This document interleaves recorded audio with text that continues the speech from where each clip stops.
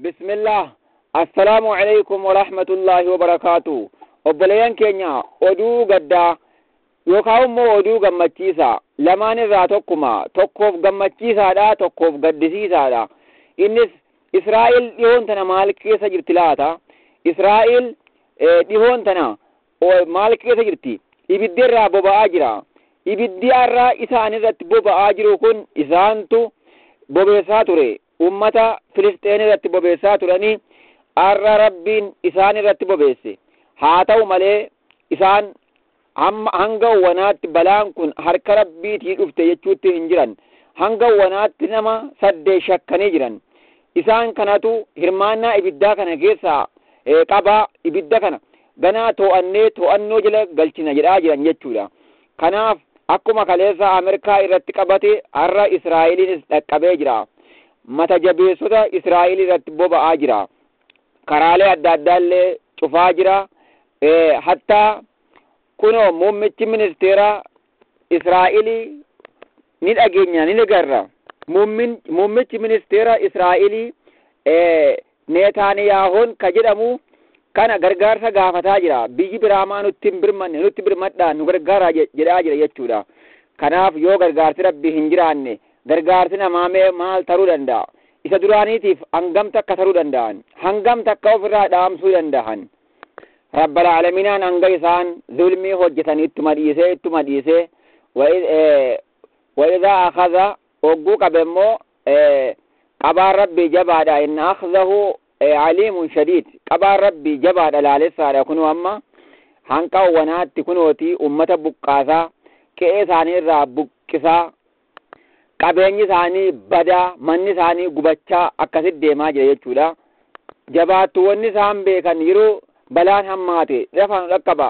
Ameerikaadhaan dafaa nu dhaqqaba jedhan uummanni Filisxeenii immoo yaa Rabbi nu dhaqqabe jedhan ka yaa Rabbi nu dhaqqabe jedhan mee waraanni kamtu caalagaa obboleeyyan keenya. Dubbiin Numruudiitii fi dubbii Nabi Ibraahim fakkaatti alayhi salaatu wassalaam. Rabbii kan keetii waliin dirreetti naa ba'i waraana koo fudheetiin bahaa jedhe Ibraahimiin mee dhaggeeffadha. Ibraahimiin kophaa isaa dirreetti ba'e Numruudilleen akka waraanni hin dhaane huccuu sibiilaatti kaa'ee farda yaabbachiisee gara dirreetti ba'e. Garuu Rabbiin bookeetti erge. Bookeen irra qubateetuma dhiiga xuuxee farda irraa gad darba. Akkasumatti yeroo boodaa ummanni kun maal ta'uu deeman? Ummanni bookee miti titicha yookaan immoo tisiisa irra qubsiiseetuma xuuxeetuma dhiiga keessaa xuuxee ummanni namni hogguu dhiigni keessaa dhume lafatti darbamaami. Akkasiin lafatti kuffisa titichni kun jechuudha. Tisiisni yookaan titichi ummata dhiiga keessaa xuuxee lafatti darba. Akkasumatti isallee Numruudii jallaa kanallee bookeen funyaan seentee akkasitti ajjeefte jechuudha. Namni Rabbiin lolu takkaa hin milkoofne, namni gargaarsa Rabbii qabu immoo takkaa hin kufne. Hanga wanaatti Israa'el keessatti karaa 3 cufsiisee jira ibiddi kuni. Karaa ittiin deeman dhabanii karaa 3 cufsiiseeti jira jechuudha. Xiyyaarri ergifamee dhaqullee dhaamsuu hin dandeenye. Abbaan fedhe xiyyaara fidee fakkeenyaaf roobii darbe keessatti gara Israa'el xiyyaarri imalee ture jechuudha. Roobii darbe ibidda bosonaa ka'e ittisuuf gargaarsa gaafatteef biyyi Itaalii jedhamu xiyyaarota ibidda dhaamsu 3 erganii jiran. Xiyyaara 3 erganii fi guyyaa roobii homaa waan takka dhaamsuudhaaf hin dandeenye jechuudha.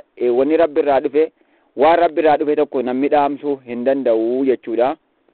Balaan ibiddaa kun magaalaa Israa'elii magaalaa Yerusaalem keessatti babal'ataa jira jechuudha. Naannoo Yerusaalem keessatti babal'ataa jira jechuudha. Balaan ibiddaa kun hatta amantii isaanii isaan dhorke jechuudha. Amantii jarri silaa itti amanan ayyaana jarri ayyaaneffatan akka biyya Israa'eliitti jechuudha. Apiriil 30 guyyaa 30 Apiriil 30 ayyaana cimaa qabanii ture jechuudha. Ayyaana cimaa qabanii guyyaa ayyaana guddaa ture.